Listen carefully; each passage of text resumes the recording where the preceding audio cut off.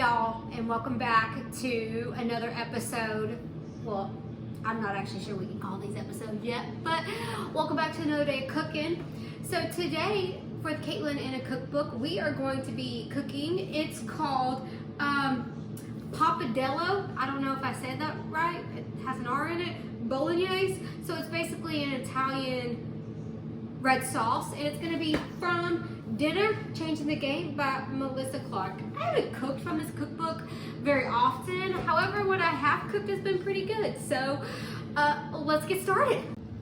So we came over here to this side of the counter. This is everything that we're going to use today. I went ahead and pre-cut everything. I think it makes it really easier for me when I get everything prepped beforehand, so I can just toss it in the pan and go. So the ingredients we have today is some extra virgin olive oil. It's supposed to be 8 ounces of sweet and sour sausage. I bought a pig about half a year ago from one of my colleagues at work. So we're just gonna make it here, and in my fashion, I forgot to defrost it. So we're gonna make this work tonight. We got 1 diced onion, 1 small carrot diced, 1 stalk of celery diced. This is rosemary and sage that is diced up here. We've got some tomato paste over here, some plum tomatoes, French green lentils. I didn't have those on hand, but I did have some red lentils, so we're going to substitute the red lentils from that. Kosher salt, black pepper. We have the pasta over there. We'll get some butter, and I've grated some Parmesan. So we're going to take it over to the stove and get started cooking.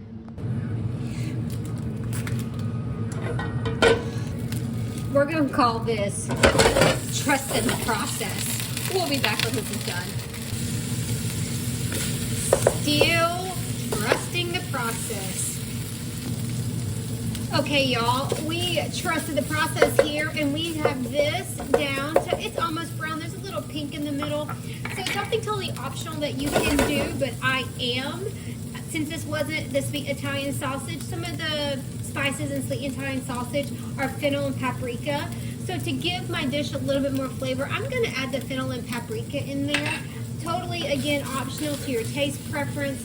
However, I do like the licoricey taste that the fennel gives us, and the smokiness from the paprika will complement the pork really nicely in the dish. And then next we're going to add our onions, and we're going to get our onions cooked down for about 5 minutes. So it's been about 5 minutes. So we are going to add the celery and the carrots to the dish. We're going to get that mixed up, and we're going to cook this down until the carrots and celery are nice and tender. The recipe calls for about 20 minutes. I'm not necessarily sure it's going to take that long, but I will keep y'all posted on how long it took me to get this softened up. Okay, this took about 15 minutes, and I believe it's going to be good enough. When I take a carrot and I smush it down, it cuts. So for me, that is softened enough to do what we need to do. So next we're going to add in the sage, the rosemary. I have garlic here. I did not cut any garlic. I have garlic paste that I got at the store. Makes it really easy for me. And then we have salt, pepper, and a little chili flakes. Chili flakes, please measure with your heart. We like it a little bit spicier around here, so I add a little bit more than the recipe calls for, but the recipe does call for a pinch. I look a little bit more than a pinch there. But we're going to get this cooked down for 1 or 2 minutes, and then we're going to add the tomato paste. Okay, it's been about 2 minutes, so next we're going to add in the tomato paste. Recipe calls for a tablespoon and a half. That looks about good. I also measure tomato paste with my heart too. We're going to get that stirred up. We're going to get it nice and brown. I'll show you what it looks like in about 1 to 2 minutes.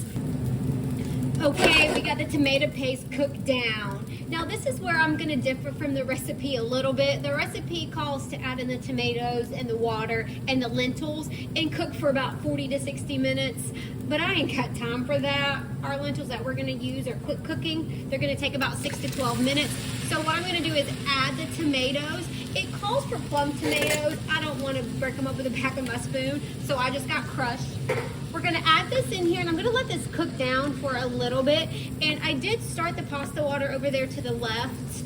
I want the pasta water. I'll cook the crushed tomatoes for about as long as it takes to boil the pasta water, and I'm thinking maybe that's like 10 minutes, just to cook down a little bit and have it separate. The more you cook tomatoes, I find the sweeter they get. So if you're someone who doesn't love a tomatoey taste, because I don't really like tomatoes in their whole form or eat them. So what I do is I cook it down a little bit more, and the more you cook down a tomato, it's very much like an onion. It is sweeter and the flavor is less tomatoey. I don't know another way to describe that. I find it tomatoey. And then we'll add our lentils and our water when this cooks down for about 10 minutes, and we maybe get it to a little bit of a simmer.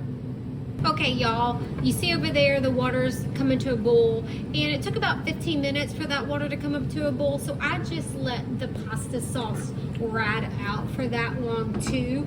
Next, we're going to add our lentils in 1.5 cups of water. So we're gonna give that a stir. We're gonna let that come up to a slight boil, and then we're gonna knock it back and let it simmer.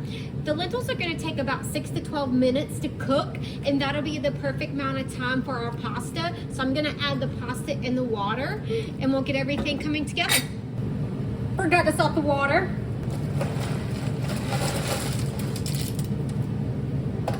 Alexa, set a timer for 5 minutes. What I'm gonna do, the recipe didn't call for it, but from the Parmesan that I grated up a little bit earlier, that's the rind of it, and I'm gonna throw the rind in the Bolognese just to give it a little bit more flavor.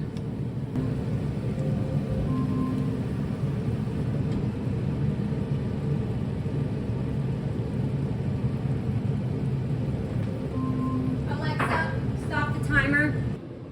Okay, y'all, let's get this pasta plated up. Oh my gosh. Okay, so it says to serve it in a nice serving bowl. I ain't got time for that. We're gonna put it right back in this pot right here. It says to add 2 tablespoons of butter, and let's be honest, it's butter, so we're gonna measure that with our heart. It says toss it in there. Let me get some tongs, stack some tongs. We're gonna toss it in there, and I am gonna add a little bit of the pasta water to help incorporate it a little bit. And it's in my favorite mug. It says, if cats could talk, they would lie to you, and I honestly believe that they would. Okay, so we got some of the pasta water in there with the butter. It's gonna help the butter melt and loosen up those noodles, because those noodles cooked a few minutes ago. Okay, after we got that in, it should look something like that. Okay, then it's gonna tell us to add our sausage and lentil mixture. So we're gonna, oh my God, that was almost a disaster. Okay, so we're gonna add that in here. Jesus. Oh, that would not have been fun. False alarm, guys. It didn't go anywhere. Lentil bolognese in there.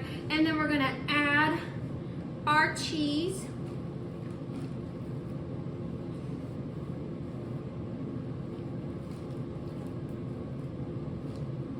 And we're gonna get that stirred up.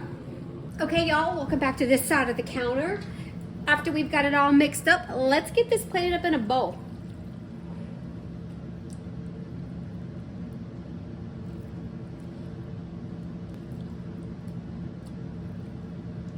Now the recipe calls for some chopped parsley or chives for garnish.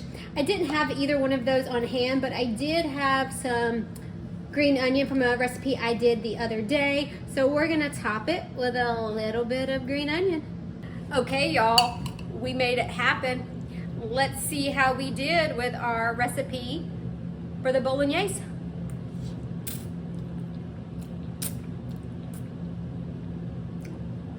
It didn't slurp like I wanted it to, but it's still really good.